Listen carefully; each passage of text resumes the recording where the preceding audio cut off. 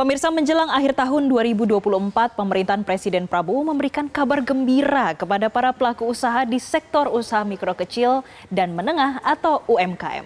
Pemerintah melalui peraturan pemerintah Republik Indonesia nomor 47 tahun 2024 secara resmi telah mengizinkan aktivitas hapus tagih untuk utang macet UMKM di bank dan atau lembaga keuangan non-bank BUMN.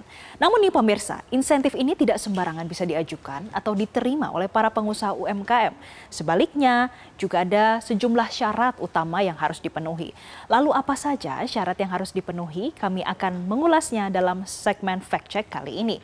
Pemirsa, kita akan lihat bersama di paparan kami yang pertama, ini terkait peraturan pemerintah Republik Indonesia nomor 47 tahun 2024 yang mana pemerintah telah mempertegas. Ini terkait dengan batasan aktivitas penghapusan utang macet UMKM oleh bank dan juga non-bank BUMN. Selain itu, pemerintah juga memberikan panduan bagi bank dan juga non-bank BUMN dalam memilih debitur yang layak untuk mendapatkan insentif hapus tagih utang yang macet. Misalnya saja, bank dan non-bank BUMN ini hanya diperkenankan untuk memberikan hapus tagih utang macet kepada debitur yang sebelumnya sudah menempuh restrukturisasi. Debitur ini juga sudah berulang kali ditagih oleh bank dan non-bank BUMN secara optimal, namun memang belum dapat melunasi utang dan cicilan selama 10 tahun terakhir.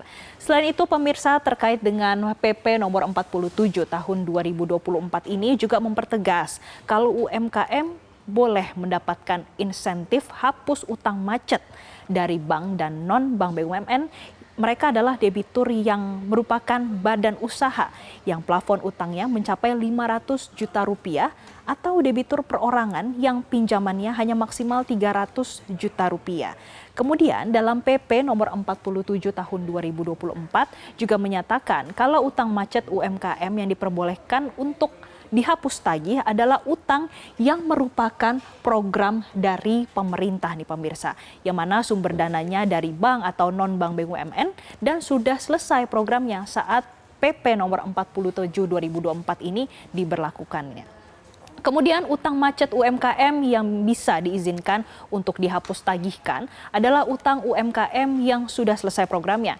Jadi kalau utang macet UMKM yang programnya sudah selesai dan bisa mendapatkan insentif pun ditegaskan dalam pasal 6 PP 47 tahun 2024 ini ada batasan nilai pokok utang paling banyak ini sebesar 500 juta rupiah per debitur atau per nasabah.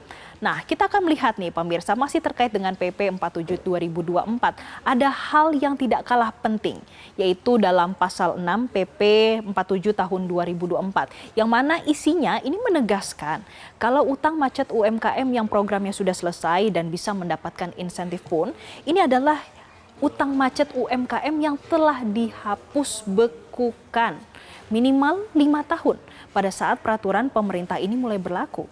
Kemudian, jika kita menyimak kembali ketentuan dalam pasal 6 ayat 1 pada PP 47 2024, ini juga disebutkan penghapusan tagihan utang macet UMKM cuma bisa diberikan untuk kredit atau pembiayaan UMKM di luar program pemerintah yang penyalurannya menggunakan dana dari bank atau non-bank BUMN. Sedangkan untuk utang yang merupakan bagian dari program kredit atau pembiayaan pemerintah ditambah dengan sumber pendanaannya dari bank atau non-bank BUMN, artinya tidak masuk kualifikasi.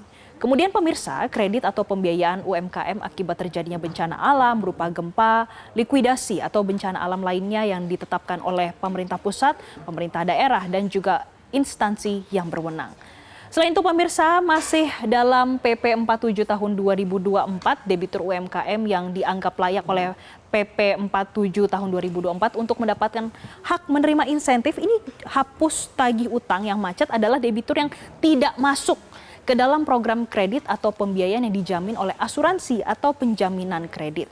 Sedangkan di pasal 6 di PP 47 2024 juga menegaskan utang macet UMKM yang dapat dihapus tagih oleh bank dan non-bank BUMN bukanlah utang yang memiliki agunan kredit atau pembiayaan atau merupakan utang kredit atau pembiayaan yang agunannya sudah habis terjual tetapi tidak dapat melunasi pinjaman kewajiban nasabah.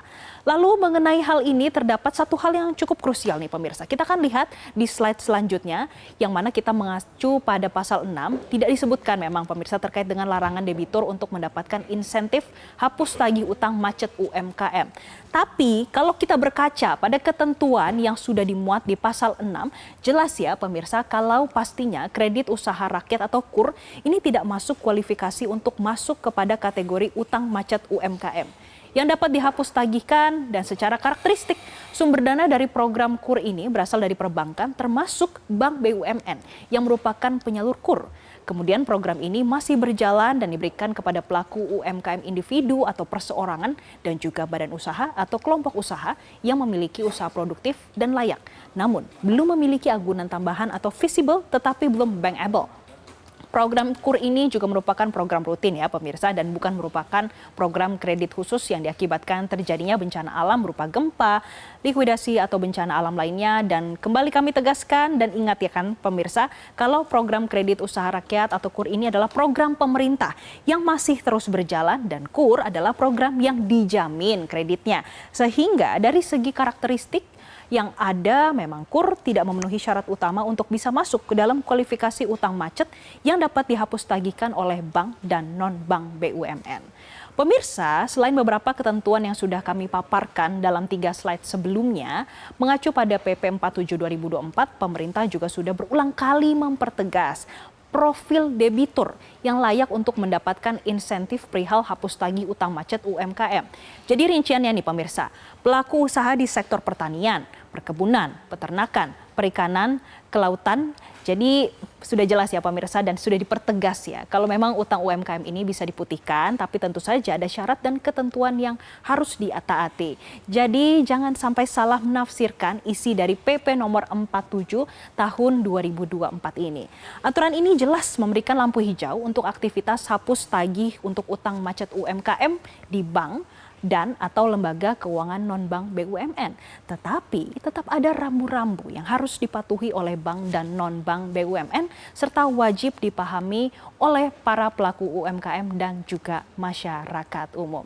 Jadi pemirsa sudah jelas terkait dengan pemaparan hari ini dan tadi kita sudah melihat bagaimana sektor usaha yang berhak mendapatkan insentif hapus tagih utang macet UMKM. Jelajahi cara baru mendapatkan informasi. Download Metro TV Extend sekarang.